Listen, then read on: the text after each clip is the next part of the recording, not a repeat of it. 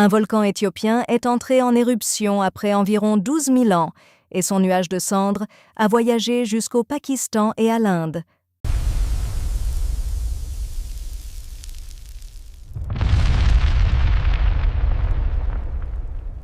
Pourquoi les vols sont-ils annulés en cas d'apparition de cendres volcaniques?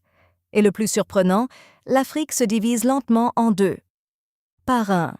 Le 23 novembre, une puissante explosion volcanique a eu lieu en Éthiopie. Pour la première fois en près de 12 000 ans d'histoire documentée, le volcan Haile Goubi est entré en éruption. L'explosion a été si soudaine et si intense que des personnes situées à plusieurs kilomètres à la ronde ont dit avoir entendu une explosion. L'éruption a projeté un immense panache de cendres dans la haute atmosphère, un nuage si vaste qu'il aurait même été visible depuis l'espace.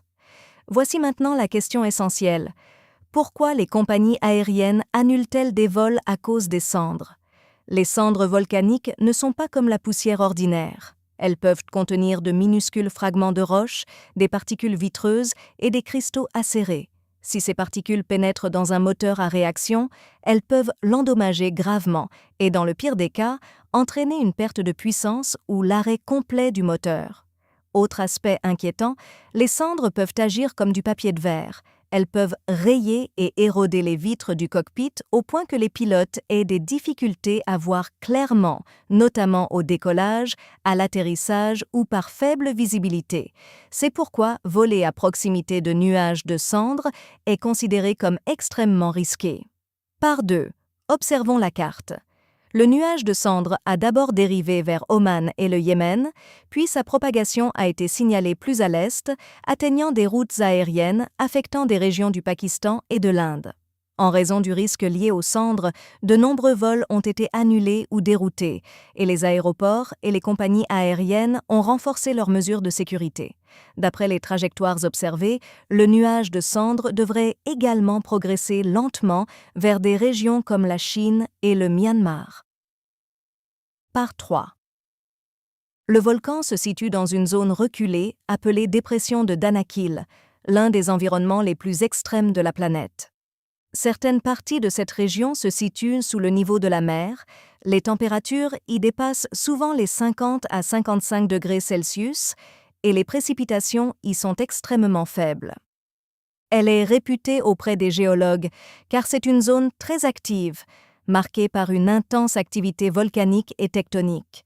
Elle est également prisée des touristes pour ses paysages presque extraterrestres, aux couleurs vives, jaune, vert et bleu, dus à d'intenses réactions chimiques et à des dépôts minéraux.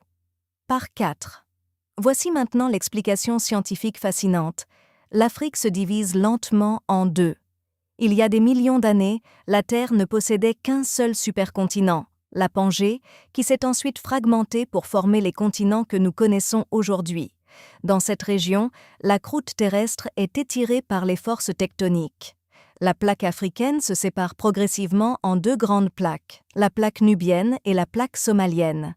Près de la région Afar, en Éthiopie, 3 plaques tectoniques se rencontrent, plaque nubienne, plaque somalienne, plaque arabique. Ces plaques s'éloignent lentement les unes des autres, créant des failles à la surface terrestre connues sous le nom de rift Afar, qui fait partie du vaste système de rifts est-africains, une immense ligne de rifts s'étendant sur des milliers de kilomètres à travers l'Afrique de l'Est. Les scientifiques estiment qu'à l'échelle géologique, il faudrait environ 5 à 10 millions d'années pour que le continent se sépare nettement. Le mouvement n'est peut-être que de 2 à 5 cm par an, soit environ la vitesse de croissance de vos ongles, mais sur des millions d'années, cela représente un déplacement considérable. Par 5. Lorsque les plaques tectoniques s'écartent, la croûte terrestre se fracture. Le magma remonte et la région connaît, au fil du temps, une augmentation des séismes, des fissures et des éruptions volcaniques. C'est pourquoi la zone du rift est-africain présente de nombreuses formations géologiques spectaculaires, volcans, montagnes et grands lacs, tous formés par le rifting. Ces dernières décennies, les scientifiques ont également observé d'importantes fissures et des rifts dans cette région, démontrant ainsi que nous assistons littéralement au remodelage d'un continent en temps réel. Par 6. Cette éruption n'est donc pas un événement isolé, elle s'inscrit dans un phénomène bien plus vaste. Les plaques tectoniques sont en mouvement et des continents entiers peuvent se transformer. Si vous appréciez ce type de contenu, où nous vulgarisons la science et la géographie, n'hésitez pas à liker, à vous abonner et à activer les notifications. Et si vous le souhaitez,